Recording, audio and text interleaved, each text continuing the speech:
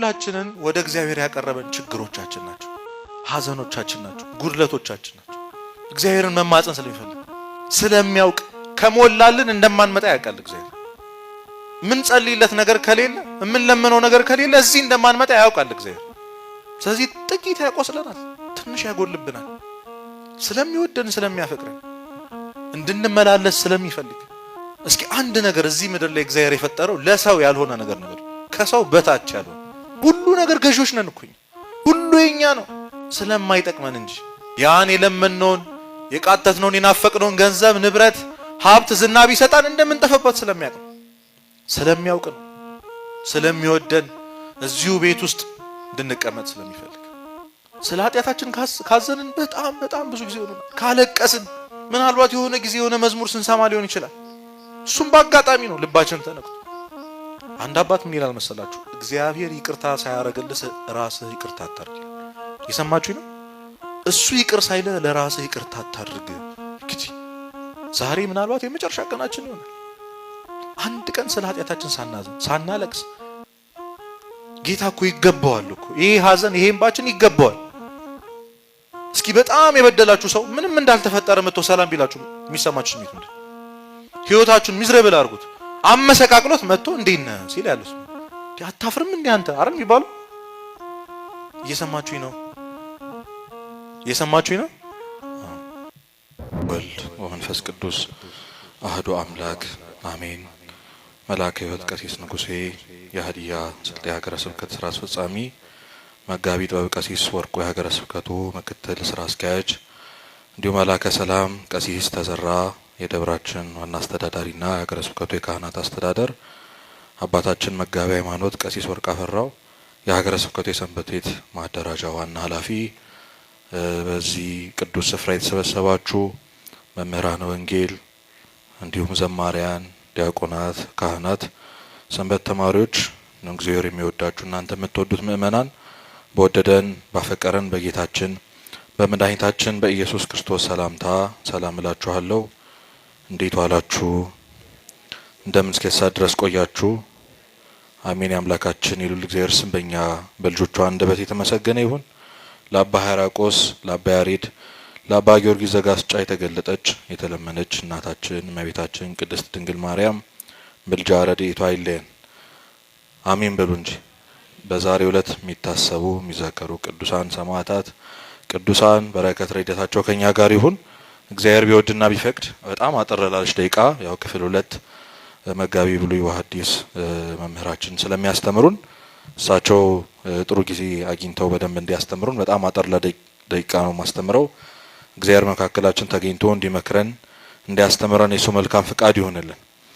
እንግዲህ በቤተክርስቲያናችን ትምህርት የተራራው ስብከት ተብሎ ከሚገለጹት ከወንጌል ክፍል ውስጥ ከማቴዎስ ወንጌል ምዕራፍ 5 ምዕራፍ 6 ምዕራፍ 7 እነዚህ 3 ምዕራፎች አባቶቻችን የተራራው ስብከት ብለው ይገልጹታል። ምክንያቱም ክርስቶስ በደብረ ዘይት ተራራ ላይ ሆኖ ቆሞ በጣም ብዙ ሺህ ሕዝብን ያስተማረውን ትምህርት በዚህ 3 ምዕራፍ ውስጥ ስለምናገኘው የተራራው ስብከት ተብሎ ይገለጻል። ከዚህ ውስጥ ምዕራፍ 5ን አንቀጸ ብፁዓን ከሚባለው ጌታችን ካስተማረው ከተናገራቸው ብፁዓን ናቸው ካላቸው አንዱን ጠቅሰን እንማማራለን። እስኪ ከኔ ጋር ትላላችሁ የሚያዝኑ በሉ። ብፁዓን ናቸው ይጽናናሉና። ይህንን ማቴዎስ ወንጌል ምዕራፍ 5 ላይ ነው የምናገኘው። እግዚአብሔር በዚህ ተገኝቶ አድሮ እንዲያስተምረን እንዲመክረን የሱ መልካም ፍቃድ ይሆንልን። እንግዲህ በዛ ዕለት በጣም ብዙ ህዝብን የተከተሉ ብያቸዋለሁ።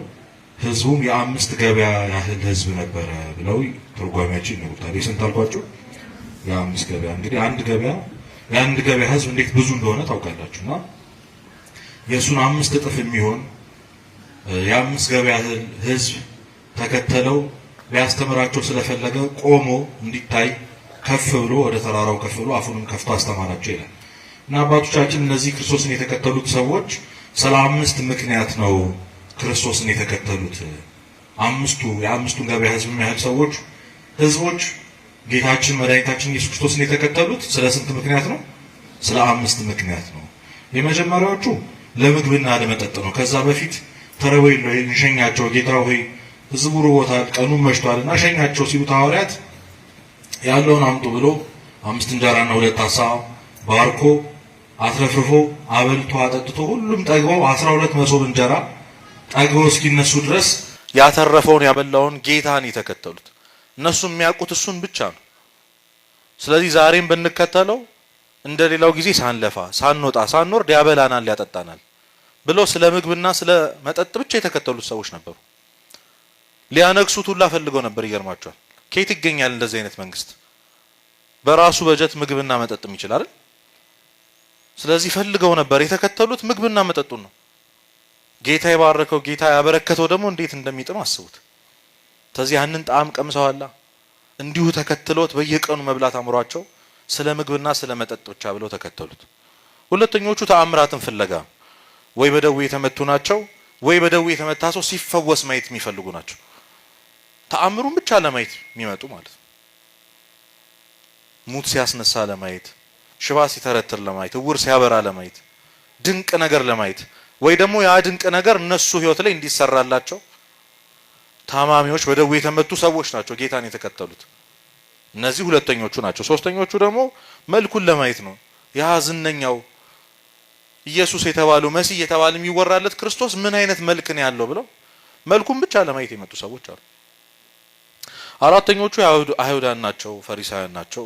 ስህተትን ፍለጋ ከንግግሩ ላይ የሆነ ስህተት ለቅመው ከሀገሪቱ መንግስት ጋር አጋጭተው ያው መጨረሻ ላይ እንደተሳካላቸው እሱን ለመስቀል ክፉ ነገር ስለሱ ለመናገር ዛሬ ምን ሊሆን ምን ይናገር ይሆን ብለው ስህተቱን ብቻ ለመልቀም የመጡ ሰዎች አሉ። ከነዚህ ሁሉ ግን ትክክለኛውን መንገድ የተከተሉ በእውነት ክርስቶስን ለእውነተኛው ምክንያት የፈለጉት ትምህርቱን ቃሉን ለመስማት ብለው የመጡ ሰዎች ናቸው።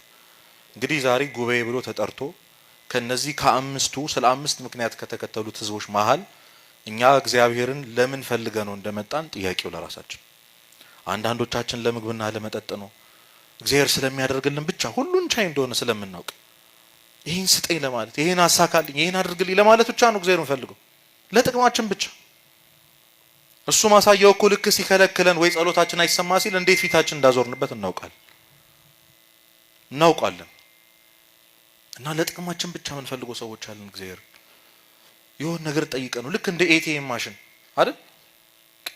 ጸሎት የተባለ ካርድ እናስገባና የምንፈልገውን ብር የምንፈልገውን ሰክሰስ ስኬት እንዲሰጠን ብቻ ምን ፈልገው ሰዎች አሉ። አንዳንዶች ደግሞ ለተአምራት ብቻ ይፈልጉታል። ቤተክርስቲያንን ለጸበል ብቻ የሚፈልጓት ሰዎች የሉ አለ። ቅዳሴ የተቀደሰ በጓሮ በኩል የሚገቡ ከቅዳሴው ከኪዳኑ ከምንም ከቃለ እግዚአብሔሩ ከምንም የሉበትም። ጸበል ጉዳይ ላይ ግን በቃ ይችላቸው የለም። ለስጋዊ ፈውስ ብቻ ቤተክርስቲያን ይፈልጓት፣ ለስጋዊ ድህነት ብቻ። በእርግጠኝነት ብዙ ሰምተናል። ለዚህ ቤተክርስቲያን ላይ የነበሩ ወንድም እህቶቻችን አይደል ወደ ሌላው ሄደው ምንድነው የሚሉት? ብዙ ገዳም ዞር ያለው እዛ ያላገኘው እንድነት ግን እዚህ ምን አልኩኝ ብለው ይቺን ቤተክርስቲያን ጥለው የወጡ በጣም ብዙ ሰዎች አሉ። በጣም ብዙ ሰዎች። ስለዚህ ስጋዊ ድህነት ብቻ ነው የሚፈልጉት እነዚህ ሰዎች፣ ጤነኛ መሆን ብቻ፣ ከዛ በሽታ እንዲገላገላቸው ብቻ ነው እግዚአብሔር የሚፈልጉት። አለዚያ ጥለውት ይወጣሉ ልክ እንደወጡት ሰዎች ማለት ነው።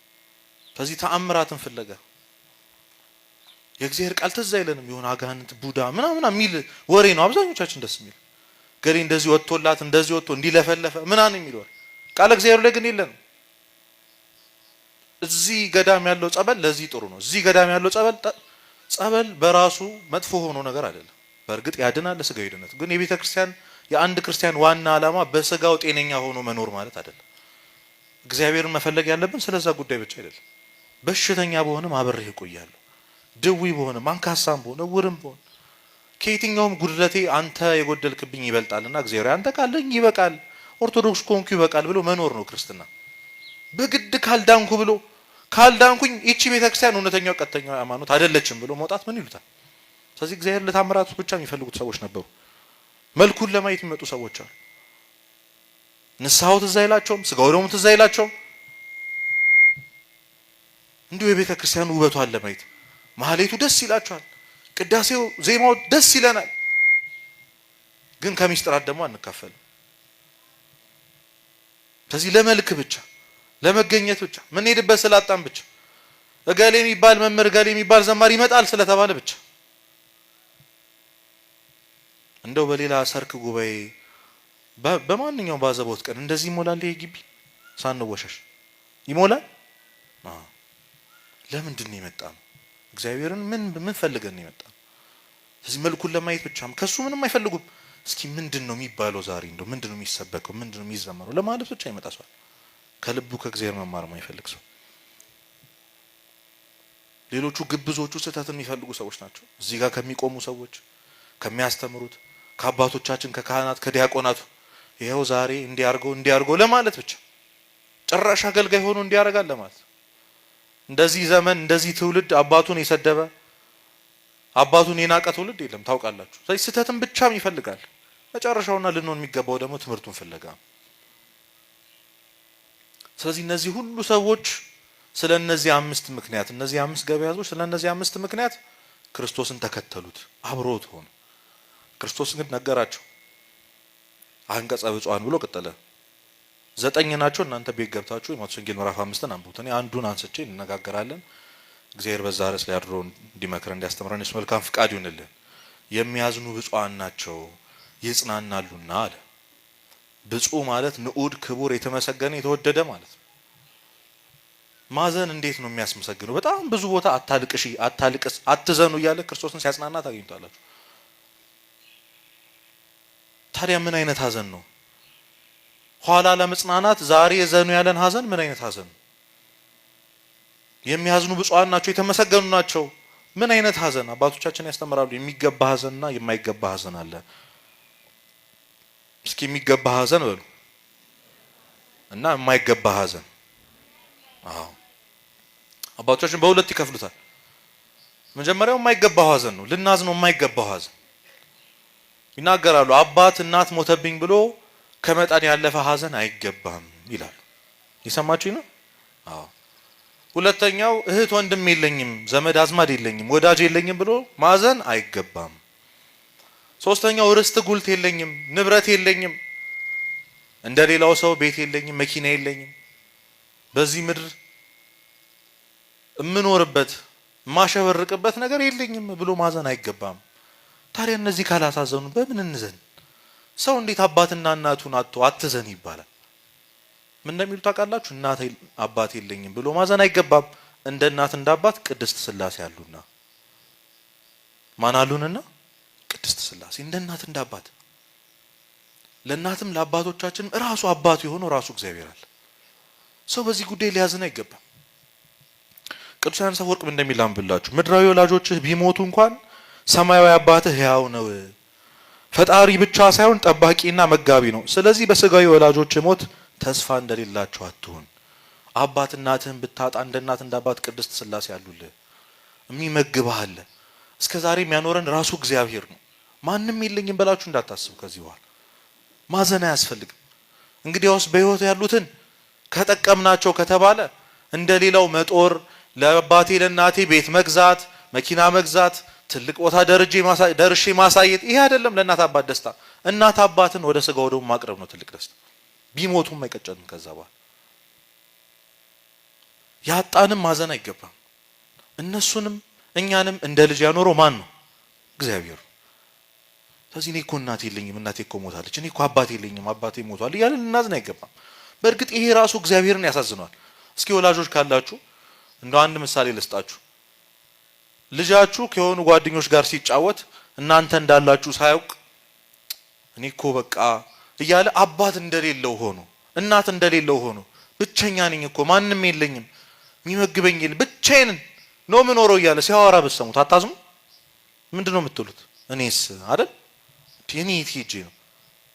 ልጆች የሌላቸው ታላላቅ እንትን ወንድምና እህት ከሆናችሁ አድርጋችሁ አስቡት። ማንም እንደሌለው እንደሚመግበው ምንም ሰው እንደሌለው አድርጎ ሲያስብ ከሰው ብትሰሙ ጎዳና ወጣ ቢባል ልጃችሁ እኔ የት ሄጄ ነው አባቱ አይደል? እግዚአብሔር እንደዚህ ነው የሚሰማ። አባት እናት የለኝም መጋቢ የለኝም ጠባቂ የለኝም ስንል እንዲህ ነው የሚሰማው እግዚአብሔር። እንዲህ እስከ ዛሬ ያሳለፍኳቸው እኔስ ይህንን ነው የሚያስበው። ማሳዘን አይገባም። እህት ወንድም የለኝም ብለን ደግሞ ልናዝን አይገባም። ጓደኛ የለኝም። በጣም ብዙ ወጣቶች ብዙ ሰዎች የማማክረው ሰው የለኝም፣ የሚያየኝ ሰው የለም፣ የሚያስብልኝ ሰው የለኝም፣ አቤት የሚለኝ እንዴት ነህ ደህና ነህ የሚለኝ ሰው የለኝም። ብቻዬን ነኝ። ብዙ ወጣቶች ብዙ ሰዎች የብቸኝነት ስሜት ይሰማል። የሚረዳኝ ሰው የለም። በዚህ እህት ወንድም የለኝም ብላችሁ አትዘኑ። እንደ እህት እንደ ወንድም ቅዱሳን መላእክት አሉና ሁላችንም እኮ ጠባቂ መልአክ አለን። አብሮን ይኖረ አስቡት። ሁሉን ነገር አብሮን ያለፈ ጠባቂ መልአክ ሁላችንም የምንወደው የሆነ ቅዱስ የለም አለ የለም? ለአንዳንዶቻችን ቅዱስ ገብርኤል፣ ለአንዳንዶቻችን ቅዱስ ሚካኤል ወይም እመቤታችን፣ ሁላችንም የራሳችን የምንጠጋው ገና ስሙን ስንሰማው ደስ የሚለን ወዳጃችን የሆነ ቅዱስ አለ። ታዲያ እነሱ እያለ ምን የብቸኝነት ስሜት እንዴት ሆኖ ነው ብቻችን የምንሆን?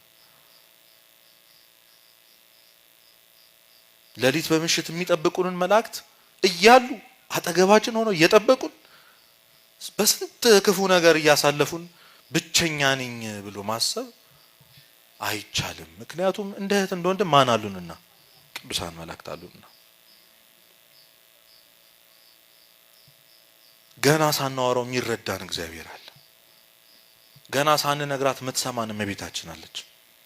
ገና ከፊት ቀድሞ ጉድጓዳችንን የሚሞሉ ቅዱሳን መላእክት አሉ አብረው። ሁላችንም ወዳጅ አለ። ሁላችንም በየትኛውም አጋጣሚ ብቻችን ሆነን አናውቅም።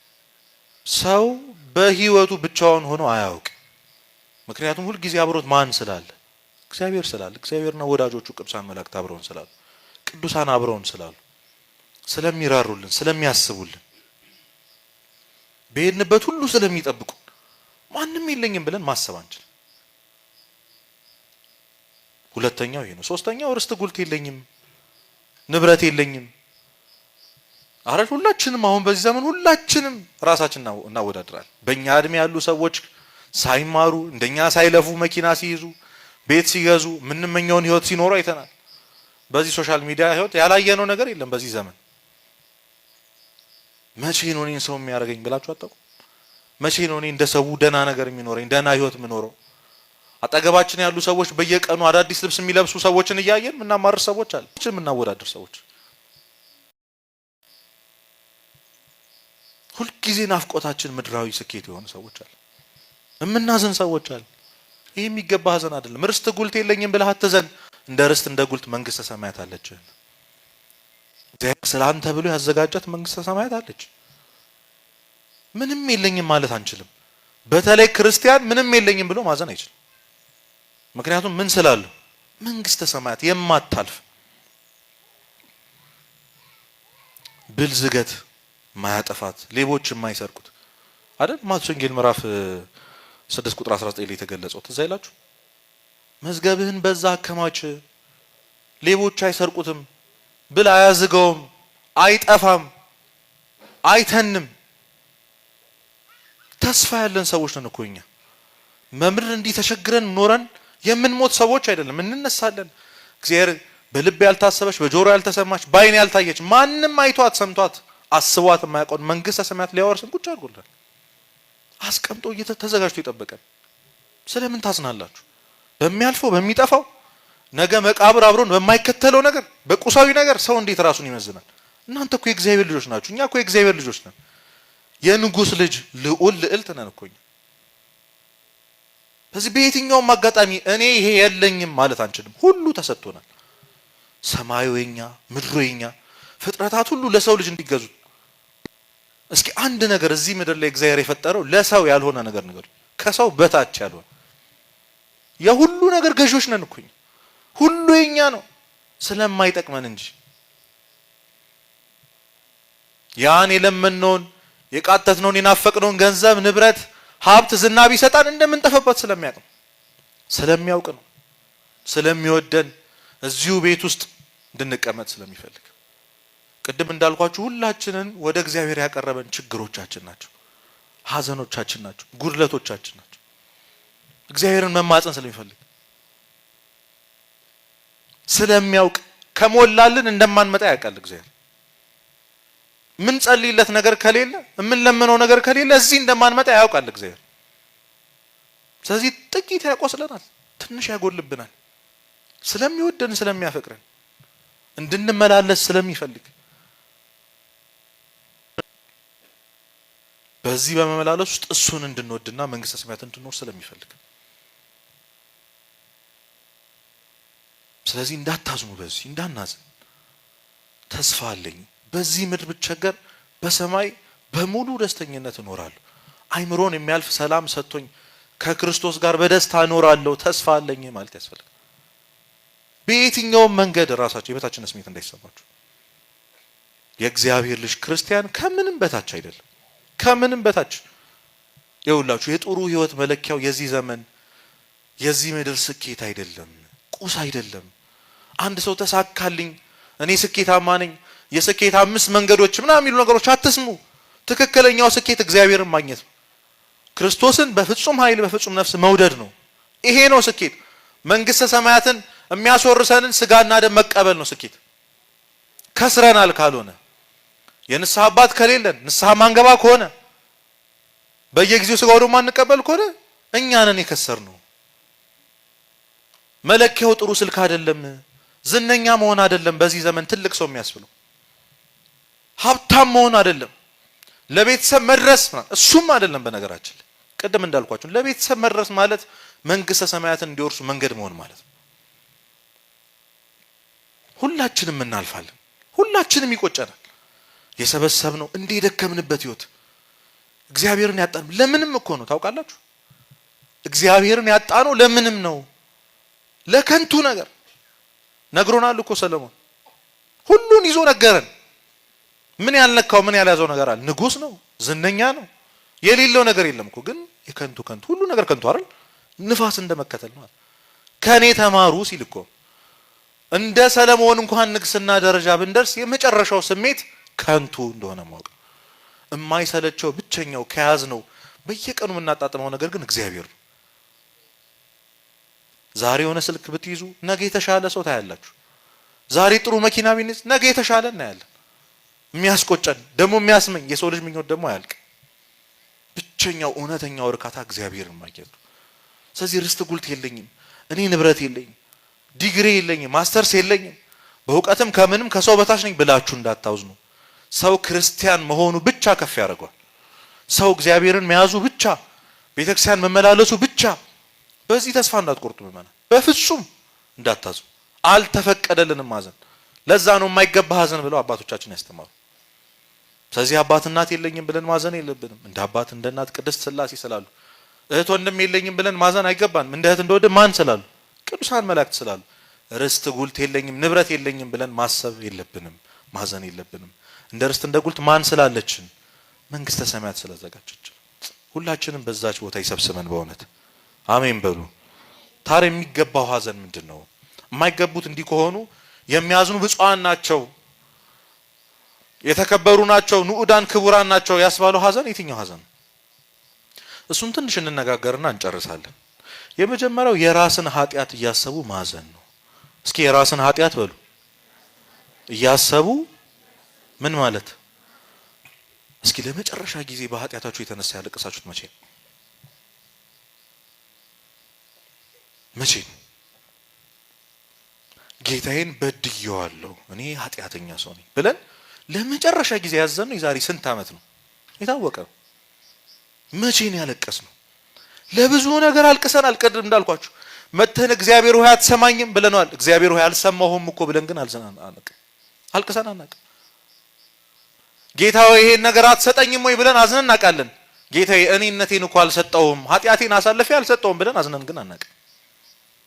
ስለ ኃጢአታችን ካዘንን በጣም ብዙ ጊዜ ሆኖናል። ካለቀስን ምናልባት የሆነ ጊዜ የሆነ መዝሙር ስንሰማ ሊሆን ይችላል። እሱም በአጋጣሚ ነው ልባችን ተነክቶ። ይሄንን ውድ ጌታ በመበደላችን ካዘን ቆይተናል። ይሄው ምንም እንዳልተፈጠረ ብለን እንገባለን። ይሄው ምንም እንዳልተፈጠረ ተሳስቀን ተጫውተን ደግሞ አድረን እንነሳለን። እስኪ አንድ ጥያቄ ልጠይቃችሁ። አንድ ጓደኛችሁ አዝነው ተክዞ ብታገኙት ዛሬ ምን ሆነ ነው ያዘንከው የተከሰው ሲሉ ምን ይላል? ተውኝ እባክህ እንደው ከአባቴ ጋር ተጣልቼ ቤት አይደል እንደው ከእናቴ ጋር ተደባብሬ ትንሽ ደብሮኝ ነው ይላል። ሁላችንም የኔ ስናይስ ነው ከምንወደው ሰው ጋር ስንጣላ እንዴት እንደምንሆን እናውቃል። ከሚወደን ከእግዚአብሔር ቃሉን ከተሰቀለልን ከክርስቶስ ጋር ተጣልተን ይሄው ምንም እንዳልተፈጠረ ነው። ኖርማል ነው። ጠዋት ስራ እንገባለን፣ እንወጣለን፣ እንበላለን፣ እንጠጣለን፣ ከዛ መተኛት መነሳት ምንም እንዳልተፈጠረ። ሰው እንዴት ከእግዚአብሔር ጋር ያለው ግንኙነት ተበላሽቶ በሰላም ይኖራል? ከአምላክሽ ጋር ሰው እንዴት ከፈጣሪው ጋር ተጣልቶ? አንድ አባት ምን ይላል መሰላችሁ? እግዚአብሔር ይቅርታ ሳያረግልህ ራስህ ይቅርታ አታርግ ይላል። የሰማችሁኝ ነው? እሱ ይቅር ሳይለ ለራስህ ይቅርታ አታድርግ። እኛ ሸፋፍነን ነው የምንኖረው። አዝነን አናውቅም በዚህ ጉዳይ። ግን የሚያዝኑ ብፁዓን ናቸው ልክ እንደ አዳም ወዮልኝ ላለ፣ ልክ እንደ ቅዱስ ጴጥሮስ፣ ልክ እንደ ዳዊት ሌሊት ምንጣፌን በምን አረሳለሁ ነው ያለው? በእንባ ያረሳለሁ እኮ ነው። ሲያለቅስ ነው አቤቱ እንደ ቸርነትህ መጠን ማረኝ እያለ ሲያለቅስ ስለ አንድ ኃጢአቱ ስንት ዘመን ያለቀሰው ቅዱስ ዳዊት። ጴጥሮስ አንዴ ለካደው አንዴ ለሰራው ስህተት እንዴት ነው ምርር ብሎ ያለቀሰው? አዳም ስንት ሺህ ዘመን ያለቀሰው። እኛ ግን ትዝ አይለንም። ቅዱስ ጴጥሮስ እኮ ተሰብሯል። ምስኪን ነበር እኮ፣ ይወደዋል እኮ፣ ፎክሮ ነበር። ሌሎቹ አሳልፈው ቢሰጡ እኔ ግን አሳልፌ አልሰጥህም አለ። እንደው ቅዱስ ጄሮም የተባለው አባት ጴጥሮስ ሆይ ሁላችንም አሳልፈን አንሰጥህም ብትል ምን ችግር አለ? እነሱን ዝቅ ራስህን ብቅ አረክ። ሁሉ ሳይክዱት ግን አንተ ካድከዋል። የፎከረለት እከራከርልሃለሁ ብሎ ሊይዙት ሲል ሰይፍ ያወጣው ቅዱስ ጴጥሮስ አንዲት ሴት አስፈራርታው ይሄን ሰውዬ አላውቀውም ብሎ ካዱ። 3 ጊዜ ካዱ። ያኔ ክርስቶስ በዓይኑ ንስሐ ሰጠው። ዶሮ ሲጮህ ተሰማው። ገብቶ ምርር ብሎ አለቀሰ። መቼ ነው እንዲሆን ነው? አሁን እኮ ተለማምደነዋል ኃጢአቱን። ያኔ ለመጀመሪያ ጊዜ ያንን ኃጢአት ስንሰራው ያለቀስነውን እንባ አሁን ኃጢአቱን መደጋገም ጀመረን። ምንም አይመስለንም። በቃ ምንም እንዳልተፈጠረ እንመጣለን። ከዛ የተበደለው እግዚአብሔር እያለ ቀርበን ገና እንደ ተበዳይ ፊት ለፊቱ እንጮሃለን። በእውነት እግዚአብሔር ይቅር ይበለን ሁላችንም። አረጋዊ መንፈሳዊ ኃጢአቱን እያሰበ የሚያለቅስ ሰው ሙት ከሚያነሳ ሰው ይበልጣል። ሙት ማስነሳት የሥጋ ሕይወት ነው። ንስሐ ግን የነፍስ ሕይወት ነው። እና የራሳችን ኃጢአት በየቀኑ ማሰብ ምን ጀምሮ ነው? እኛ ረስተነዋል። ማር ይስሐቅ እኮ ተናግሯል። አንተ ኃጢአትን ስትረሳው እግዚአብሔር ያስብብሃል። አንተ ኃጢአትን ስታስበው እግዚአብሔር ምን ይልልሃል? ይረሳልሃል በተቃራኒ። እኛ ግን ረስተን ነው የምንኖረው። ስለዚህ ወደ ንስሐ መግባት አለብን ምእመናን። እንግዲህ ዛሬ ምናልባት የመጨረሻ ቀናችን ይሆናል። አንድ ቀን ስለ ኃጢአታችን ሳናዝን ሳናለቅስ ጌታ እኮ ይገባዋል እኮ ይሄ ሐዘን ይሄ እንባችን ይገባዋል። እስኪ በጣም የበደላችሁ ሰው ምንም እንዳልተፈጠረ መጥቶ ሰላም ቢላችሁ የሚሰማችሁ ስሜት ምንድን? ህይወታችሁን ሚዝረብል አድርጉት አመሰቃቅሎት መጥቶ እንዴት ነህ ሲል ያለው ስሜት አታፍርም እንዴ አንተ አይደል የሚባለው? እየሰማችሁኝ ነው?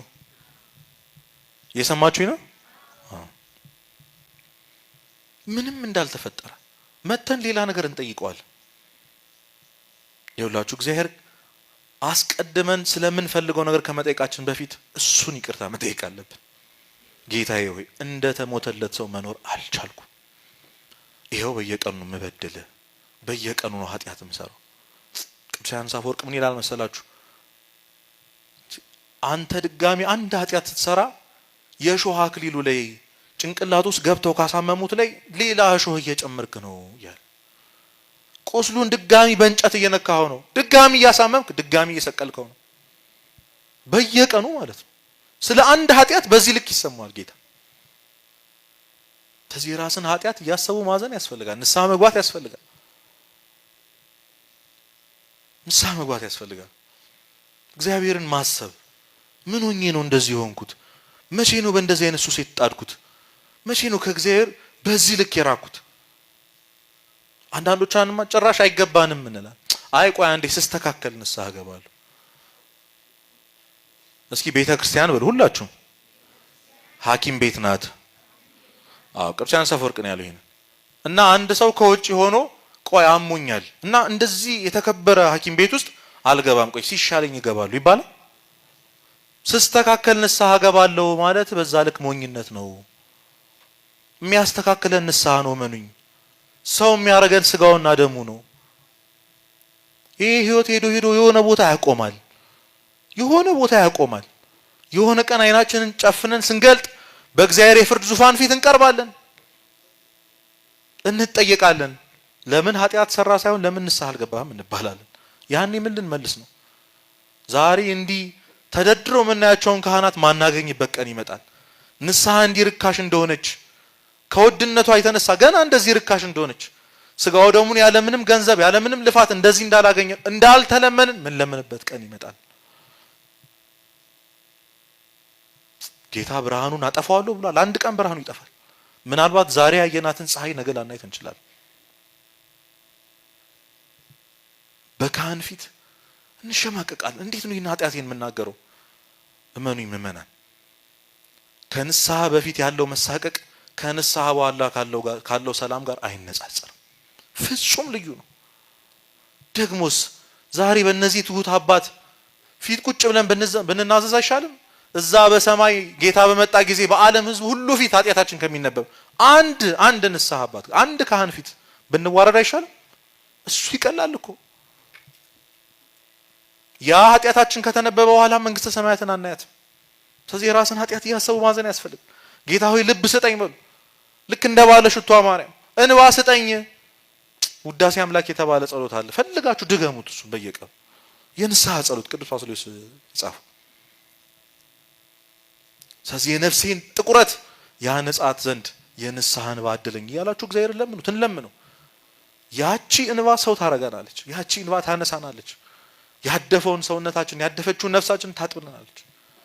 በእውነት ለንስሐ እንባ እግዚአብሔር ሁላችንም ያብቃን።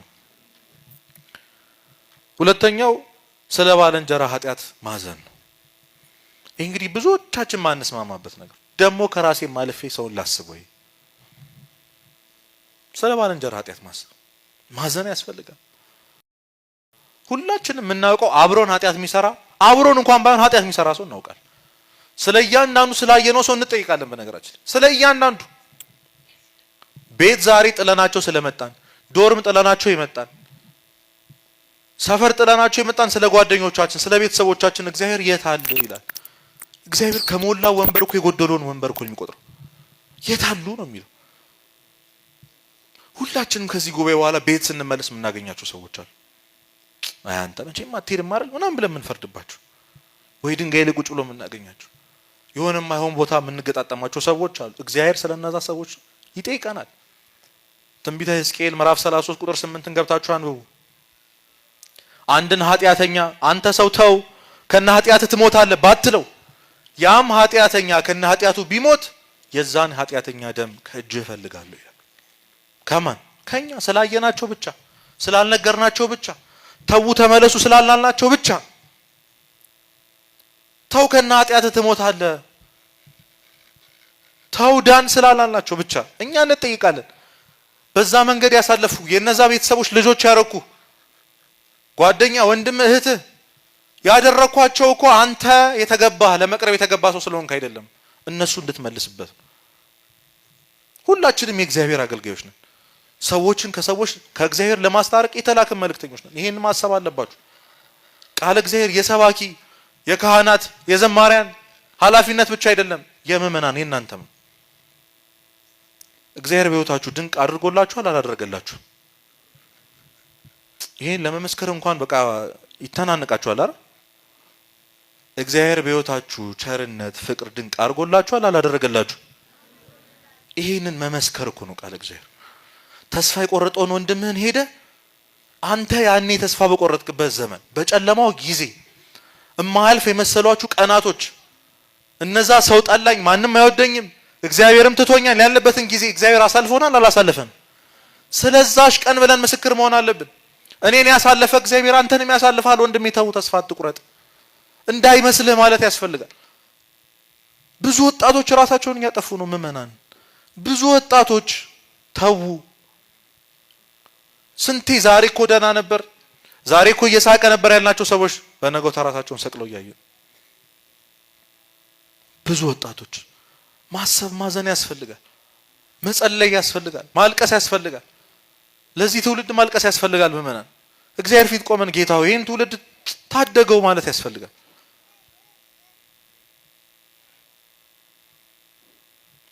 በዓለም ሬንጁ ልንገራችሁ። እኔና እናንተ ቁጭ ብለን እንደዚህ በምንወያይበት በአንድ ደቂቃ ውስጥ በኢትዮጵያ በተሰላው ጥናት 12 ሰው ራሱን ያጠፋል። ኢትዮጵያ ብቻ ነው የምላችሁ።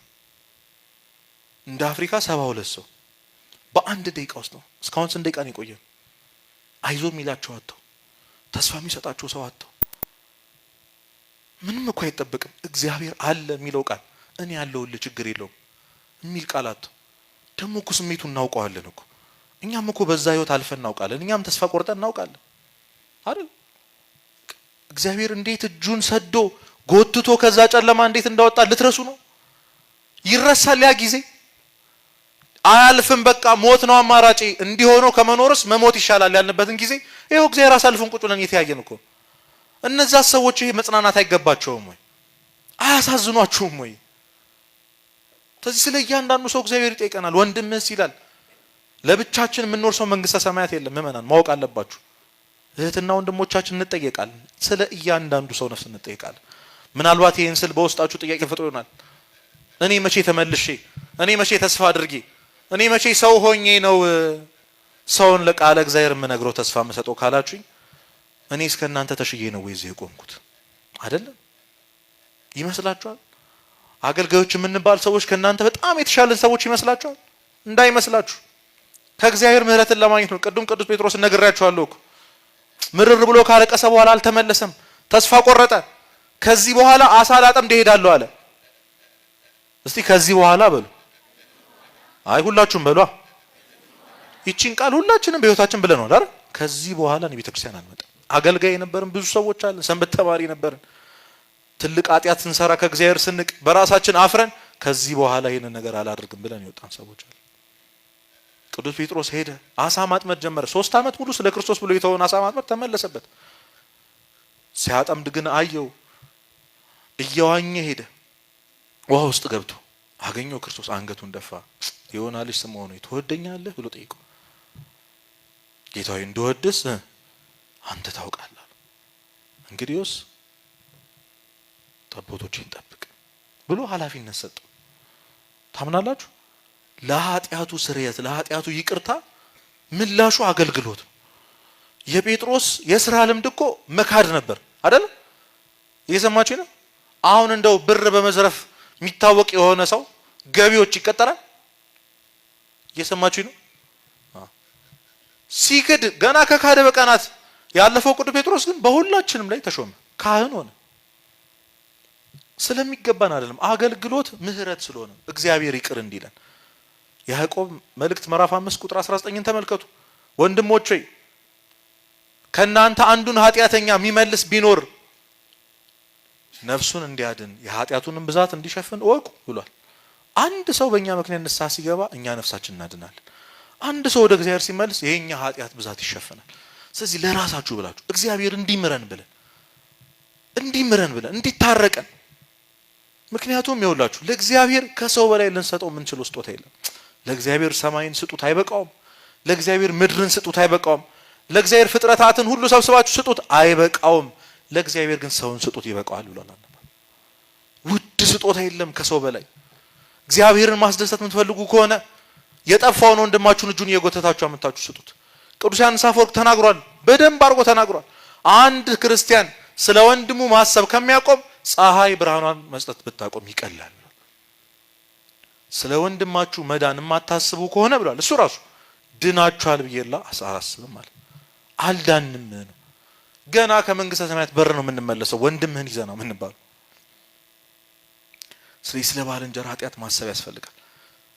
እንዳትሸሹ ከአገልግሎት ሰውን የሆነ ቃል እግዚአብሔር ከመናገር እንዳትሸሹ፣ ፈገግ ከማለት እንዳትሸሹ፣ ለሰው ተስፋ ከመምከር ወደ ኋላ እንዳትሉ፣ አደራችሁን እንዳትሉ።